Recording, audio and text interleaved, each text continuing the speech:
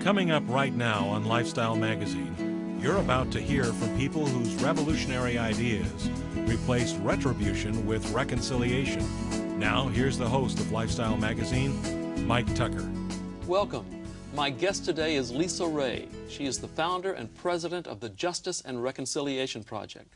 Welcome to Lifestyle Magazine. Thanks for having me. You bet.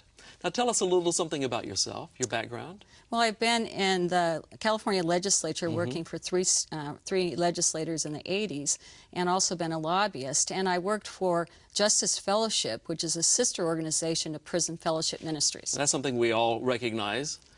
So tell me about your organization, Justice and Reconciliation Foundation. Did I get that right? The Justice and Reconciliation Project. Project, okay. And it's a national nonprofit organization, and we work with victims of violent crime. Okay. And we promote restorative justice. But we work across the United States and also outside the country to promote victims-driven restorative justice.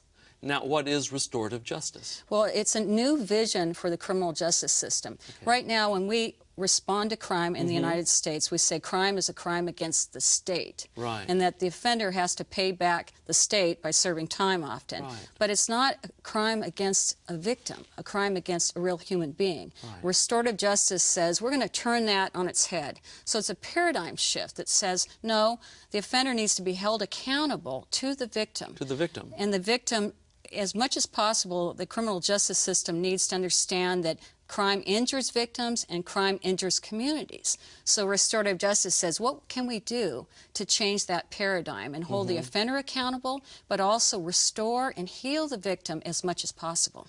That's a new concept, isn't it? I mean, it's a new paradigm for us. It is new. It's been around actually since the 70s in the United States and in Canada. Yeah. But it's really an approach to crime that comes out of indigenous cultures. And it's also biblically based. I mean, that's why I come to this work is as a Christian. But the idea of injury caused and that the offender needs to make things right. Are they doing that today? Are offenders held accountable in that way? For violent crime when they serve time in a prison or in a county jail. Now, some people tell us that you're soft on crime. They tell us that this project is nothing more than an opportunity for a criminal to further victimize the victims of the crime in the first place. How would you answer those concerns? It's so far from the truth. What the hardest thing for an offender to do is take responsibility for his actions. And it's hard for an offender to sit in front of the victim that he has injured, especially in violent crime, and say, I'm sorry for what I did. It's so critical for offenders to come to a point of remorse after an offense has been committed. Right. And in prison or in county jail, often perpetrators don't think of their victims. They don't think of them. People say, well, how can that be? How can that be? Well, our system doesn't lead them there. And if it's an offender that's caused many crimes, committed many crimes, it's just something they're not thinking about. And we don't lead them to that point to take responsibility directly for their actions. So how do you do that? How do you lead a criminal who's in prison to begin to think about their victim? Well, there are programs called victim offender reconciliation programs or victim offender dialogue. There are many types of names for programs or processes that reflect restorative justice, and that's one example. And in those cases, victim offender mediation, you'd have a trained mediator sitting down with the victim and the offender, and they'd actually meet and discuss what occurred. And what you really want to happen is that, or what victims we work with tell us, and I've seen, is that victims have questions. They have unanswered questions, number one, because so often the public will say, well, why would a victim of violent crime want to sit down with the offender? With the offender, yeah. So someone murdered a family member, why would the victim want to sit down with the offender? Well, they have questions. That's number one. What kind of questions do they ask? Why did you target my family? Yeah. What were you thinking? When you killed my loved one, what did they say at the end? How did they look? All these questions that are unanswered. And that pain, that anguish follows them throughout their life. Yeah. And, so, yeah. Does it help them to get the answers to this? Oh, yes. It really does? Oh, yes. I could tell you many stories. You're going to talk to Russ Turner, who works with our organization, and he'll explain it. But, yes, it brings, it's not closure. It brings a measure of healing. And also, often what we find is victims realize that there's something in it for them to forgive. I understand that there's a project like this working in Texas now. Well, and it's called Sycamore Tree. Sycamore Tree Project, and it's still in operation in Texas. I directed it, the first pilot project, in 1998. And what does this do? What's the nature of the project? well, it brings victims and offenders together, Okay. surrogate victims and surrogate offenders, so not related cases. But the focus, the purpose of the project is actually to expose offenders to the pain that victims go through. So these offenders did not offend the victims that you're putting them with, That's but they right. did offend someone, That's right? right. And the pilot that I ran in 1998, it was victims of violent crime and offenders who committed largely violent offenses. Crimes. Yes. And so now they're talking to real-life victims That's right. and looking at their pain. What have their responses been? It was amazing because the victims that were in the program in the Sycamore Tree Project, when they came into the project, they were extremely suspicious and very, very nervous. As I can imagine. They said, well, I don't know if I should be here. Yeah. What will this do to me? But then there was a curiosity. And so by the end of the project, they were singing the praises of restorative justice. Absolutely. And many of them wanted to actually meet with their own offenders. Well, before we go to break, what's your website? It's www.thejrp.org. Thank you. Coming up after this break, we'll talk to a man whose personal quest takes our vision of reconciliation to new levels. Stay with us.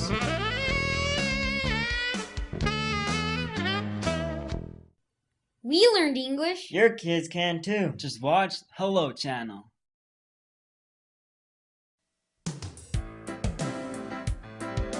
Dr. Miroslav Volf is professor of theology and the director of the Center for Faith and Culture at Yale University. He joins us by satellite from the Broadcast Center at Yale. Dr. Volf, thank you for joining us today. I'm delighted to be with you. Dr. Volf, in your book, The End of Memory, you tell the story of a Yugoslavian officer who tormented you, someone that you had an imaginary reconciliation with. Would you tell us that story briefly? Well, I was conscripted into Yugoslavian military service, and because my father was a prominent minister, because I studied abroad, because my wife was an American citizen, because I was working on a dissertation on Karl Marx, I was an object of suspicion. And so they organized the whole unit around spying on me, and that's what went on for about 3 months or so. And then interrogations started. Any time of night or day, they would come and summon me and then interrogate me, threatening with 8 years of imprisonment because I've said this or that thing about Tito, or I have praised a soldier who was refusing to bear arms, or something of that sort. They were trying to see whether I'm a politically, what they would have called, subversive element. But then you found it necessary to try to reconcile with that man, with one of the officers who really tormented you, is that correct? Yeah, there was a particular man who was always present, and he was a security officer on the base on which I was serving. And he was in charge of those interrogations. And as you can imagine, during interrogations, I didn't feel particularly cozy with that man. I didn't want to necessarily to embrace him or have dinner with him. Yeah. And when I left also military service, he continued to live in my imagination as my tormentor. And my own sense is that being a Christian requires of us to reconcile with our enemies, to live in peace with everyone. And so I thought I needed to deal with that situation, not just with my own internal turmoil, but also with the relationship that was established between us during those months. So you tried to find this man? I did try to find the man. I must say I didn't try terribly vigorously to find him, but I did. I spent some time trying to find him. But you were unable to? I was unable to find him, and so I thought I needed to kind of enact this reconciliation in my own imagination. And that's, in a sense, how the book ends. The book starts with a report of interrogations and my own feelings about it. Then throughout the book, I tell vignettes from our encounters, and then toward the end, in a sense, in imagination, enact a reconciliation. Right. A reconciliation which I hope will be possible one day. Yes. Now, why not just forgiveness? Why all the way to reconciliation?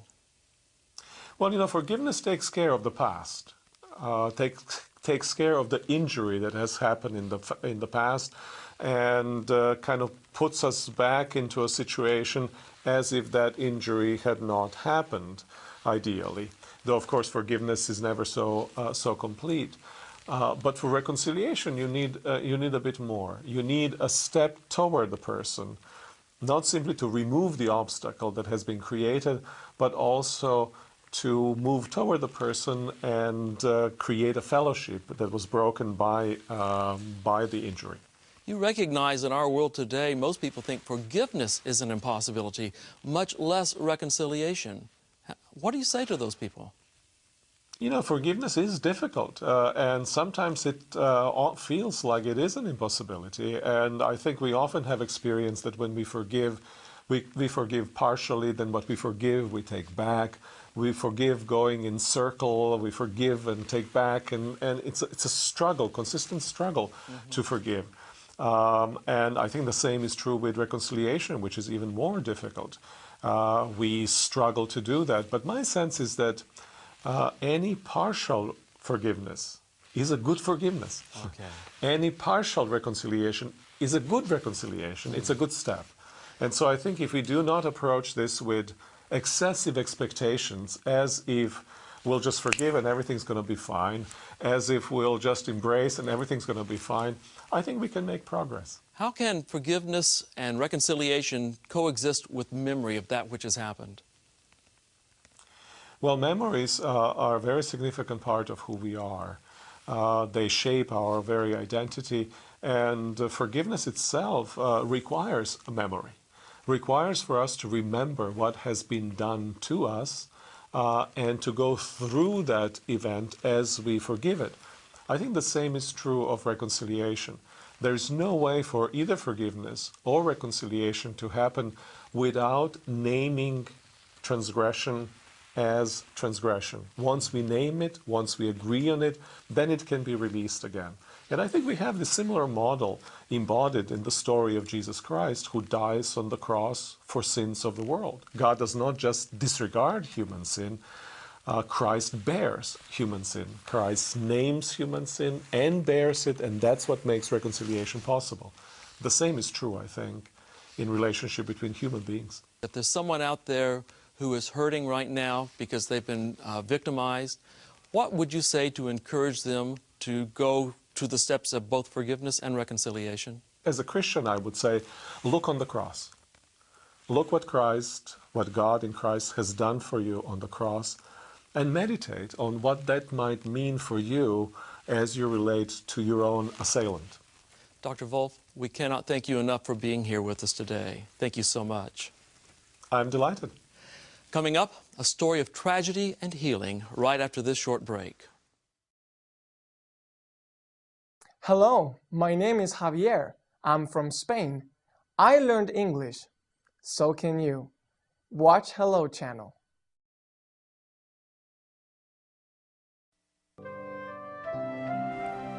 If you would like Dr. Wolf's book, The End of Memory, go to our website at lifestyle.org, and there we'll give you the information you need to find that book.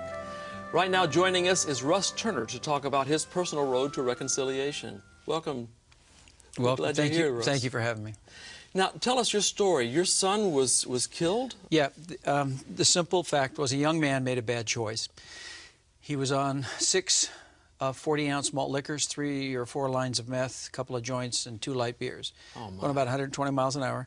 My son made a right turn on the wrong street at the wrong time. His death was instant. That was a blessing. 9 months later, well, it was a Saturday morning. Coroner knocked on the door. My son answered the door, and I remember hearing him run upstairs and say to his mom, Mom, there's been an accident. And she said, it's not funny. It's not a joke. And subsequent to that was the next 9 months and a trial, and a young man who fled the scene of the accident was later captured, went to trial, and then came the day of sentencing. How old was your son when he died? My son, Jeremy, was 19 and a half, and Stephen was 23. Oh, my. So you went to the trial? Yeah, you know, it's interesting. As the trial progressed, we got to sentencing. Stephen got a sentence of 17 to life. So that's a stiff sentence. He got convicted of murder, too, because that's the way the law deemed this act of negligence. But it's interesting, in this criminal justice process, I remember going to the DA and saying, we want to tell this young man he's forgiven. I forgave the man the day the coroner closed the door. Now, hang on just a second here. So, obviously, this is the most devastating experience of your life. You've lost your son. Right. The emotions have got to be overwhelming. Yeah, I would not for a second say it isn't painful. I just know for me and my personal experience later for my wife, when we shut the door, I prayed, Lord, forgive this man. I don't know where he is. I know he's on the run, but I forgive him. And I don't think that's because I have hope for what my son believed. For the ability to do that had something to do with what we believed. Was there no anger, no resentment towards this man? You know, no, there really wasn't. That's an incredible thought to me. There was anger in the family. There was anger. My wife wasn't angry. She wasn't hostile toward him. She wanted justice. Yes. I wanted justice. I wanted the young man to be held accountable for his actions.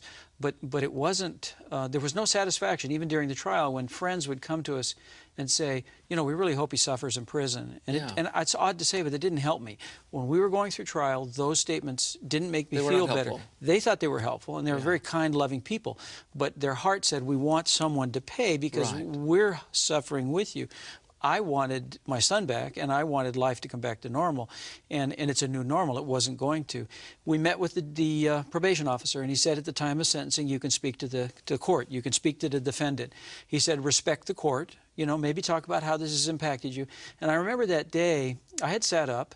The day before that, I had heard someone on the radio. You know, it's interesting. When tragedy strikes, you either jump right to the heart of God or you get bitter. Yeah. And we'd had 9 months now to process this information.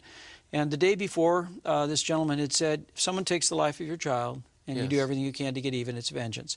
If you let the system do its job, it's justice. If you forgive them, it's grace. And God does it every day. And that really anchored for me what I was going to say the next day. I talked to the young man face to face at the sentencing. Now, it wasn't like you and I talking. Right. It was me talking to a young man at a table with his head down. Hearing what was going to happen. He couldn't look you in the eye, could he?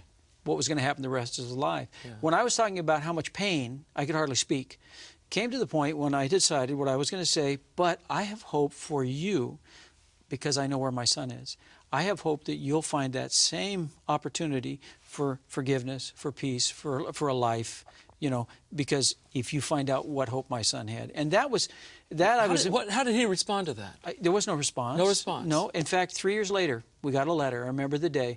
Somebody was selling us some Venetian blinds. My wife was opening up letters, and I physically saw her body change. I saw her, I don't know how to describe it. And I said, what is that? She said, it's a letter from Stephen.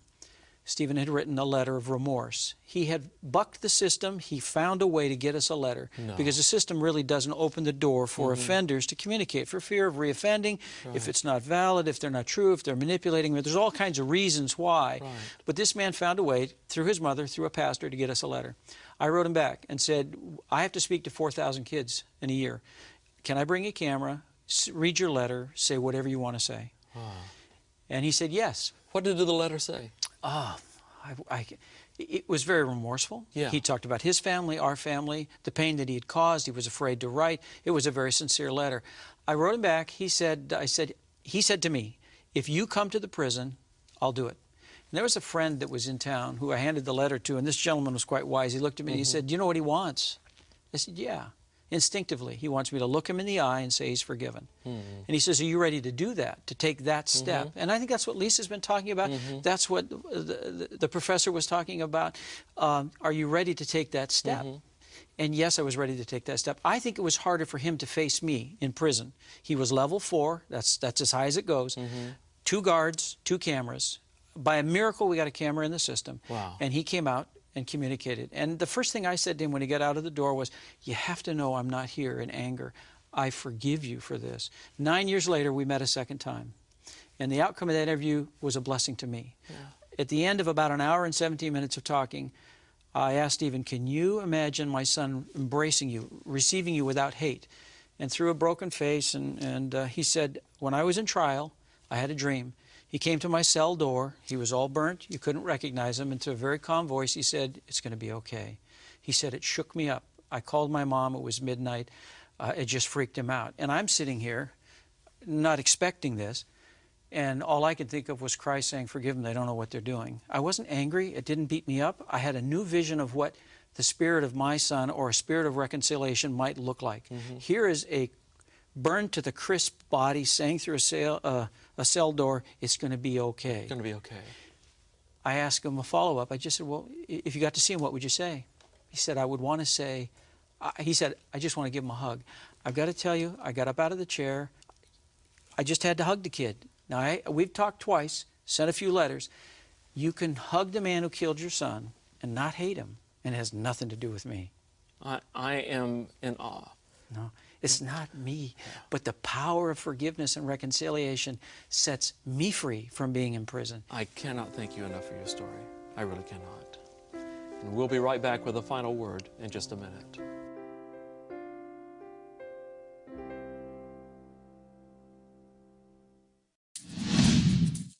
This is Hello Channel. Come learn English as you watch TV. It will change your life. We've got time for just one final word. Russ? Well, you know, it was a probation officer that introduced me to Lisa and the JRP group.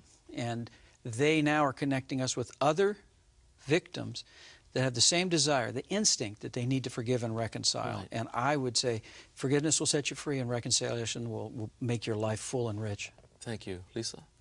Well, what our organization is trying to do is open doors for healing and restoration of victims, offenders, and communities. Right. That's what we're doing around the country. So I ask for your support.